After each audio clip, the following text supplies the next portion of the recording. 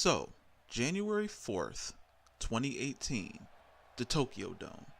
New Japan Pro Wrestling presents Wrestle Kingdom 12.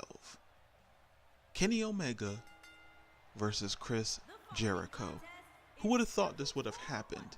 I mean, this is technically a WWE guy going up against a New Japan guy. Two Canadians fighting maybe for the United States title in Japan. What a dynamic. Welcome to the wrestling business. This match, I do believe, will be a great match. But will it be the best match on the card? Now, the last thing I want to do is give this match any type of negativity, because on paper, this is a awesome match. On paper, this is a blockbuster match.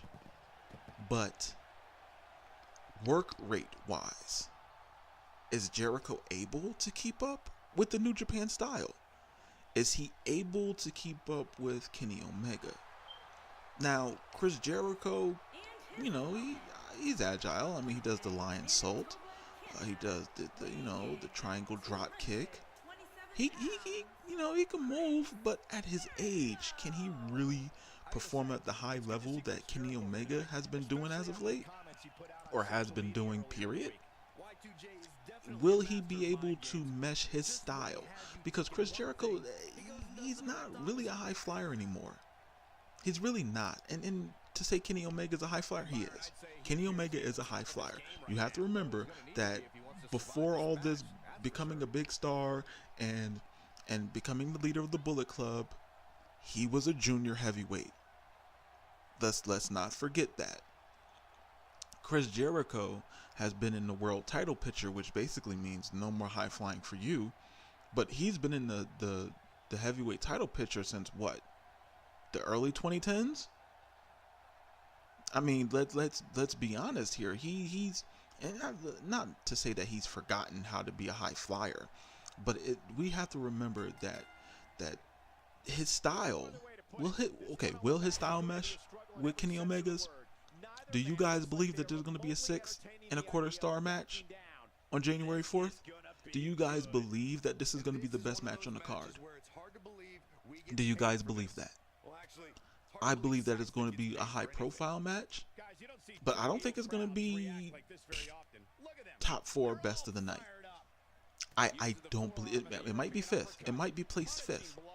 But I don't know. I'm not negative about the skill of Jericho. It's not as if Jericho isn't a ring veteran. But does it mesh well with Kenny Omega? Do the styles mesh well? Like Omega can have a great match with Okada. He can have a great match with Tanahashi because that's the New Japan style. They all, strong style. They all can get some air. They all could do high risk maneuvers. Even the heavyweights do it. I mean, Tanahashi sits there and does a frog splash crossbody to the outside of the ring. I mean, Okada, if he has to, he'll get some springboard action in. Don't think he can't do it, because he can. So the question is, will Jericho start doing that? I mean, let's think of it like this way. When Jericho was going up against CM Punk, was there a point in any matches or any of the matches that Chris Jericho, Shawn Michaels, was there any match that you've seen where it was like, yo, he really went all out. He really did his thing. You know what? The match with Chris Jericho and Shawn Michaels, but that was years ago. I think which one was it? When the first time they faced at WrestleMania. Where Jericho kneed Shawn Michaels in a groin after he lost. That was a good match. But even then, like, if I'm basing that performance off of what I think he can do now, that was years ago. That was years ago. Like, I don't know. I don't want to be negative about it, but it seems like I am. Shout outs to me for being negative. Subscribe to my channel for me being negative. But you know what? Let's move forward past how the match is going to be. Where is this going to take each competitor? With Jericho, I'll start with Jericho. I think this is a one-off, maybe a match here or there. And I say that because he's a WWE guy. I think he cleared this with WWE first. I really think, unless he has it to where he's like, all right, I came in, I did this. Well, you know, if you need me after this date, okay, you know, we'll go from there. So I think he's cleared up for the rest of this year. I don't think WWE is going to use him for the rest of this year. And then bring him back at the Rumble. So it's going to be, oh, Chris Jericho just, you know, had a big match in Japan. And so it could be a possibility where Jericho will be at Wrestle Kingdom, the Rumble, and WrestleMania in a matter of months. So I think it's going to be, you know, WWE capitalizing on the usage of Jericho. So that's cool. I don't see Jericho really getting pushed up anywhere because he's already like a top guy and he shows up when, you know, they really need him or whatever the case may be. I don't see them catapulting this into the title picture. I don't see that. WWE has way too much going on right now as far as their main event picture to honestly include Jericho in it. I just don't see that happening. He's a top mid-carder. Let's be honest, because he's not. Come on, this is Jericho we're talking about. Now with Omega, this has to catapult him to the point where he has to lose the United States title and go into the main event picture in the heavyweight division again. He has to. He has to win this, lose it, lose the United States title, try to get it back, lose it, and then say, you know what? Okay, I defended it. I beat everybody. There's honestly no reason for me to continue with it.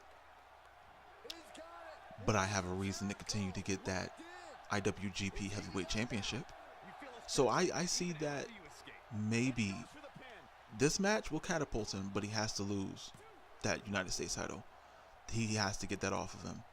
I mean, eventually they got to put it on somebody who's actually American. Right?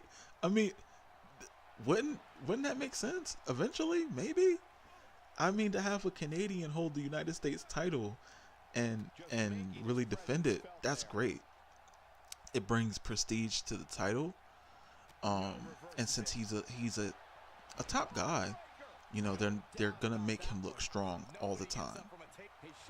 But eventually, like, I mean, it doesn't really matter. Let's be honest. I mean, how many United States champions in the WWE weren't American? So I mean, it's nitpicking. It's dumb. It's whatever. But still, I would like to see maybe an American one maybe. I don't know who, honestly. But with Kenny Omega, I really think they have to push him to the moon after this to give him such a highlight match.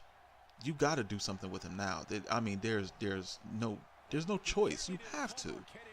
You have to really do something with this man because he's going to. This is going to push him to the moon. This is going to get him recognition. And if New Japan wants to be, New Japan is number 2. New Japan is number 2 in the world. This is going to push New Japan closer to the WWE level. It will. You can't say it won't. That's why they grabbed Jericho. But we'll see what happens. I definitely want to see New Japan like really go closer to the WWE and really push WWE to be better, because WWE will not push themselves unless an outside force makes them, where it's no choice. But the winner of this match, of course, is going to be Omega. Kenny Omega is going to win this match. This is to propel Kenny Omega to the next level. And I hope New Japan actually does that. I'm not saying New Japan booking is bad to where it's like, yo, don't waste him, because they don't. But you got to eventually put the belt on him to say, okay, this is a star. Okada is a star. We get it. Okada is the man. But you gotta, you know, a little nudge to Omega saying, okay, he's up here too. Can't have an Austin without a Rock. Can't have a Shawn Michaels without a Bret Hart. It always has to be that, you know, that one guy. Tanahashi's out of the picture. They gave him the Intercontinental. He's good over there. You know?